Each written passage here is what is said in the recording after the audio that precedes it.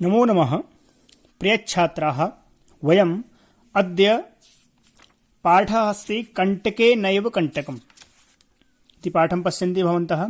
एतस्य पाठस्य वयम् अर्थं ह्यः ज्ञातवन्तः। अद्य एतस्य पाठस्य अभ्यासं वयं करिष्यामः।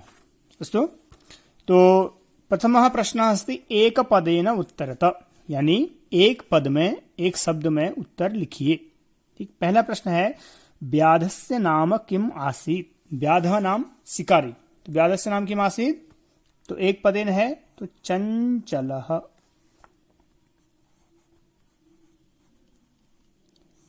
चंचलः नाम व्याधः आसीत्। ठीक है, दूसरा प्रश्न है चंचलः व्याघ्रम कुत्र दृष्टवान। कुत्र मतलब स्थानवाचक शब्द है, तो कहाँ कौन सी विभक्ति होती है, सप्तमी, तो वने दृष्टवान। ठीक हो गया। कस्मै किमपि अकार्यम न भवति, तो कस्मै मतलब किसके लिए कुछ भी अकार्य नहीं होता, न करणीय नहीं होता। तो क्या कहा था उसने, क्षुधार्ताय, यानी कि जो भूखा व्यक्ति है उसके लिए कुछ भी अकार्य नहीं होता। क्षुधार्ताय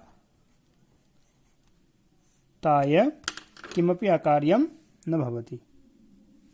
ठीक है, क्षुधार्ताय किमपि अकार्यम न भवति, तो जो भूखा होता है। आगे कह रहा है कि बद्री गुल्मानां पृष्ठे का निलीना आसीत। कौन थी, लोमशिका, लोमड़ी। ठीक है, ये अभ्यास आपको अपनी कॉपी में करके लाने हैं। ठीक है बेटा, क्योंकि इसके बाद ये दोबारा चैप्टर पढ़ाए नहीं जाएंगे फिर। सर्वः किम समीहते, तो सर्वः स्वार्थम समीहते।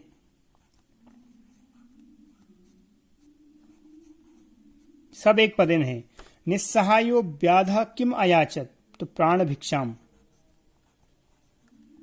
तो निस्सहाय जब हो गया था बाघ, तो क्या मांगा उसने, प्राण भिक्षा मांगी। ठीक है, तो इस प्रकार से पहला प्रश्न पूरा हुआ। अब चलते हैं दूसरे प्रश्न की ओर। पूर्ण वाक्येन उत्तरतः।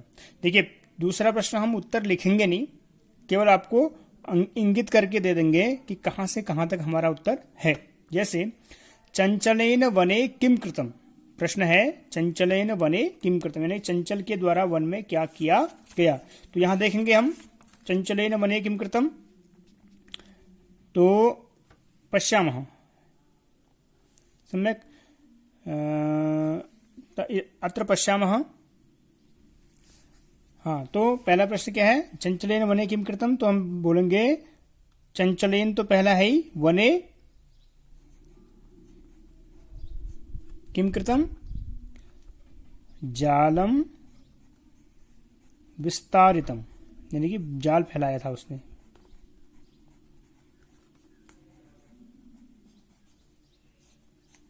ठीक है, तो इस प्रकार से पहले प्रश्न का उत्तर हो गया।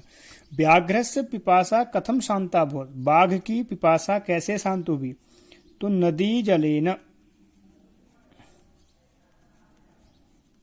नदी के जल से। तो नदी जलेन, फिर इसको पूरा लिखेंगे। ठीक है, आप लोग नदी जलेन लिखेंगे, फिर लिखेंगे व्याघ्रस्य पिपासा, इसको नहीं लिखेंगे, शांता अभवत। ठीक, आगे चलते हैं। जलम पीत्वा व्याघ्र किम अवदत, जल पीकर के बाघ ने क्या कहा था, सांप्रतम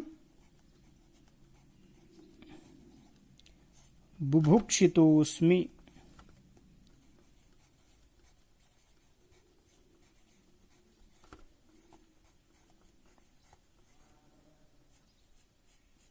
ठीक है, क्या बोला उसने, जलम पीत्वा व्याघ्र अवदत, इसको नहीं लिखेंगे, किम प्रश्न को नहीं लिखेंगे। ठीक है, तो अवदत, फिर सीधे डैश करके सांप्रतम बुभुक्षितोस्मि ऐसा करें। ठीक है, चंचलः मातृश्वसा इति काम संबोधितवान। चंचल जो व्याध था शिकारी, उसने मातृश्वस यानी कि मौसी किसको कहा, तो लोमशिकाम।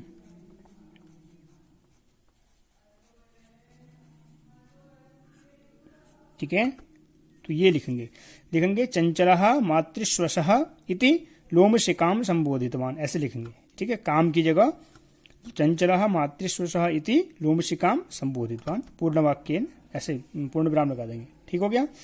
जाले पुनः बद्धम व्याघ्रम दृष्ट्वा व्याधः किम अकरोत्, यानी कि जाल में फिर से बंधे हुए बाघ को देख करके व्याधः किम अकरोत्।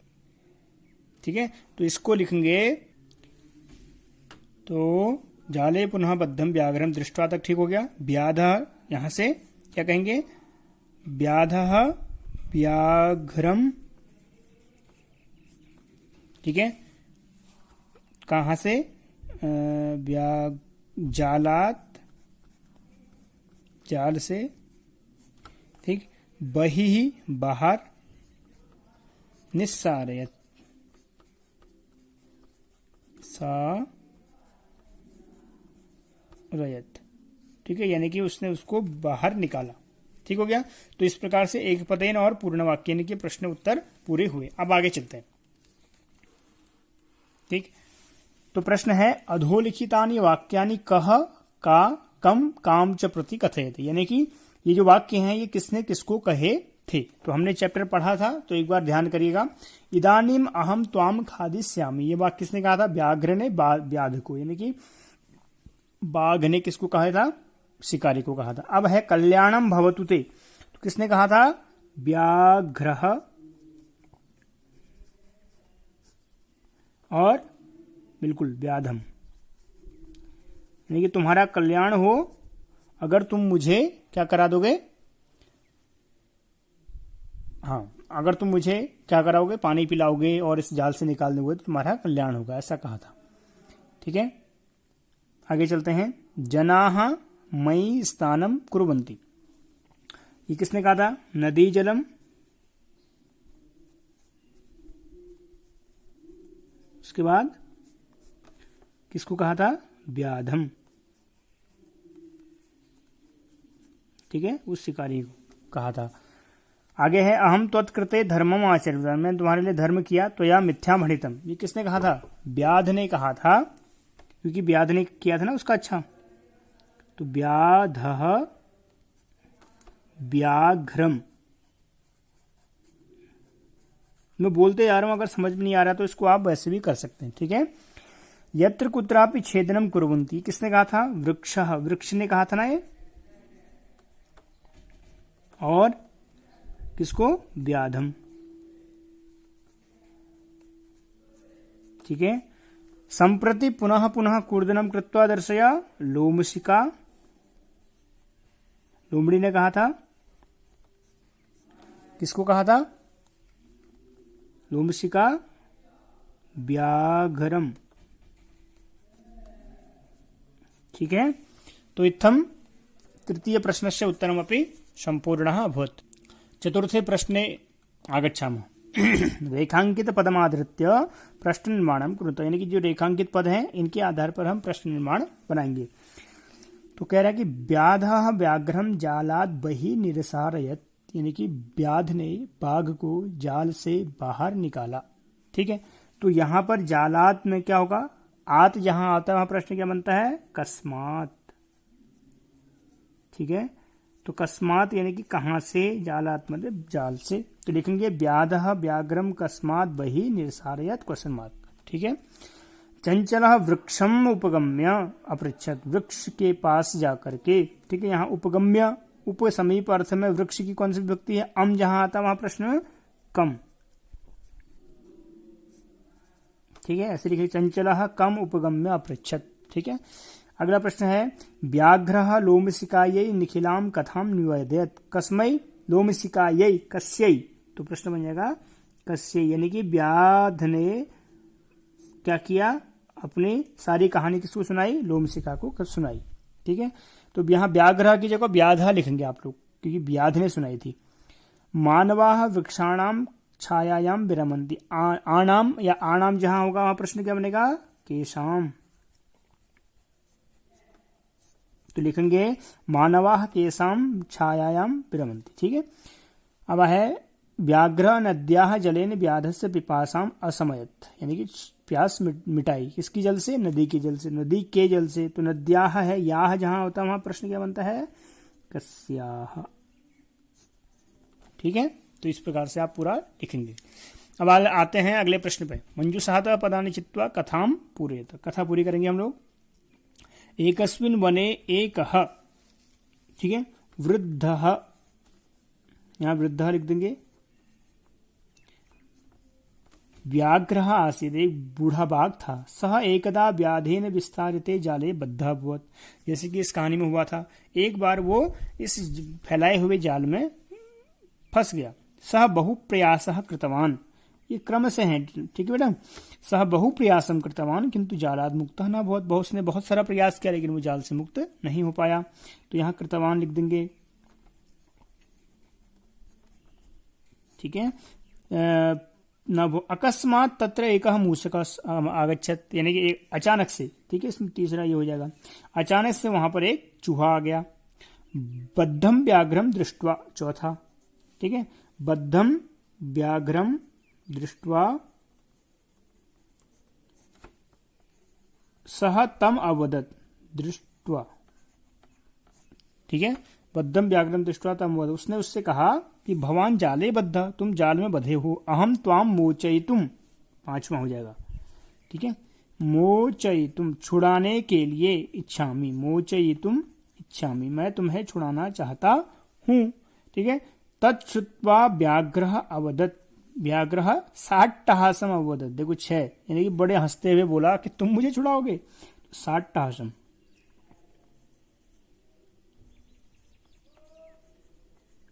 ठीक है, साट्टहासम अवदत् किम, अरे अरे त्वम, अरे त्वम, क्या हुआ, माम त्वम क्षुद्र जीव, यहाँ पर क्या लिख देंगे, क्षुद्र, देखो वहां पर सब कुछ क्या है, क्रम से है, ठीक है। क्षुद्र जीव मम साहाय्यम करिष्यसि, क्या तू छोटा सा जीव मेरी सहायता करेगा।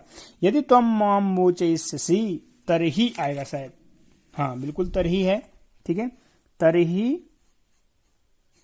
अहम त्वाम न हनिष्यामि, मैं तुम्हें नहीं मारूंगा। मूषकः किम कृतवान, मूषकः स्वकीयैः, स्वकीयैः, अपने लघुदन्तैः, छोटे छोटे धातु से, ठीक है, तज्जालस्य, उस जाल का, किम कृतवान, कर्तनम कृत्वा, ठीक है, कर्तनम कृत्वा तम व्याघ्रम बहिः कृत्वा, इस प्रकार से उसने बाघ की रक्षा की, ठीक है। तो ये आपका एक छोटी सी कथा प्रसंग था जो हमने पढ़ा। अब आगे चलते हैं। यथा निर्देशम उत्तरता, देखो इस प्रश्न को बड़े ही ध्यान से सुनिए। यथा निर्देशम उत्तरता मतलब होता है जैसा निर्देश किया गया है, जैसी बातें बताई गई हैं सेम वैसा ही करना है, अपना दिमाग बहुत ज्यादा लगाना नहीं है, ठीक है। जैसे सह लोमशिकाये सर्वाम कथाम निवेदयति, ये वाक्य है। अस्मिन वाक्य विशेषण पदम किम, देखो प्रश्न ये पूछ रहा हूं, ठीक है, इस प्रश्न को ध्यान से देखो। तो इस वाक्य में विशेषण पद क्या है, सह लोमशिकाये सर्वाम कथाम, बोली क्या उसने, कथा बोली, कैसी बोली, सारी कथा बोल दी। तो सर्वाम जो शब्द है यहाँ पर वो क्या है, यहाँ पर विशेषण पद होगा, ठीक है बेटा। तो ये हो जाएगा उत्तर, बस एक पद में देना होता है इसमें भी। अहम त्वत्कृते धर्मम आचरितवान, ये वाक्य है, मैंने तुम्हारे लिए धर्म किया। अत्र अहम इति सर्वनाम पदम कस्मै प्रयुक्त, यानी कि जो अहम लिखा हुआ है यह किसके लिए प्रयुक्त हुआ है। तो अहम त्वत्कृते धर्मम आचरितवान किसने कहा था, ये कहा था व्याध ने। तो कस्मै शब्द है तो चतुर्थी विभक्ति करेंगे व्याध की, तो क्या हो जाएगा, व्याधाय, ऐसा उत्तर हो जाएगा, ठीक है, व्याधाय प्रयुक्तम, ठीक। सर्वः स्वार्थम समीहते, अस्मिन् वाक्ये कर्तृपदम किम, यानी कि इस वाक्य में कर्ता कौन सा है, सर्वः स्वार्थम समीहते, सब कुछ क्या है, स्वार्थम समीहते, स्वार्थ है, ठीक है, स्वार्थ के लिए है। तो सर्वः, ठीक है, तो इस प्रकार से ये जो शब्द है, तो स्वार्थम इति पदम कर्तृपदम, ठीक है, तो ये हो जाएगा। आगे चलते हैं। सा सहसा चंचलम उपसृत्य कथयति, यानी कि वह अचानक से चंचल के समीप जाकर के कहती है। वाक्यात एकम अव्यय पदम चित्वा लिखा था, इसमें बहुत सारे अव्यय पद हैं, इसमें एक पद चिन्ह है। तो सहसा पद हमारा अचानक अव्यय पद है, ठीक है, तो उपसृत्य भी अव्यय पद ही बन जाता है, तो इसलिए हमने इस पद को लिया, यानी कि सहसा पद यहाँ पर क्या है, अव्यय पद है, जिसको किसी भी परिस्थिति में हम चेंज नहीं कर सकते, ठीक है। का वार्ता माम अपि विज्ञापय, कौन सी बात हो गई मुझे भी बताओ, ठीक है, तो इस अस्मिन् वाक्ये क्रियापदम किम, कह रहा है कि क्रियापदस्य पद परिचयम अपि लिखत। ठीक है, तो विज्ञापय इति क्रियापदम, मुझे भी बताओ। ठीक है, विज्ञापय हो गया, तो विज्ञापय यहां पर क्या है, क्रियापद हो गई। ठीक है, और ये हो गया आपका लोट लकार, ठीक है, मध्यम पुरुष और एकवचन, पद परिचय। ठीक है, ये हो गया इसका। अब आगे चलते हैं 7वें प्रश्न में। उदाहरणानुसारम रिक्त स्थानानि पूरयत, यानी कि उदाहरण के अनुसार रिक्त स्थानों की पूर्ति करें। जैसे देखो, इसमें सारे रिकारांत शब्द हैं, रिकारांत शब्दों की हमें अलग अलग विभक्तियां लगानी है। ठीक है, इसमें क्या, देखो सब बहुत सरल है। इसमें आपको ऑप्शन दिए हुए हैं, यानी कि उदाहरण दिए हैं, उसके आधार पर आपको लिखना है। जैसे मातृ शब्द का प्रथमा विभक्ति है, तो माता, मातरो, मातरः। ऐसे ही स्वश्री का क्या होगा, स्वस्रा, स्वस्रो, स्वसरौ, स्वसरः। ठीक है, जैसे मात्रा बना ऐसे स्वसरः। फिर मात्रा, मातृभ्या, मातृभि तृतीया, तो स्वस्रा, ये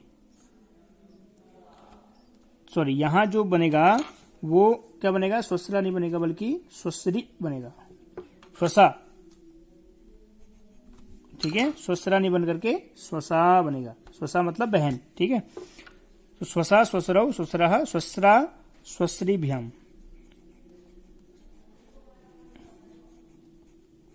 इस प्रकार से। फिर स्वश्री भी, सेम जैसा ऊपर दिया है वैसा ही लिखना है, बस शब्द अलग है। स्वश्री मतलब बहन और मातृ मतलब माता। ठीक है, सप्तमी में आते हैं, स्वश्री, स्वश्रो, स्वश्रीषु, तो मातृ शब्द में क्या होगा, मातरी। ठीक है, मात्रो और मातृषु। ठीक है, इस प्रकार से, जिस प्रकार ऊपर लिखा है सेम। स्वश्रुहु, ठीक है, यहां पर होगा मातु, मात्रोहु, ठीक है, मातृणाम।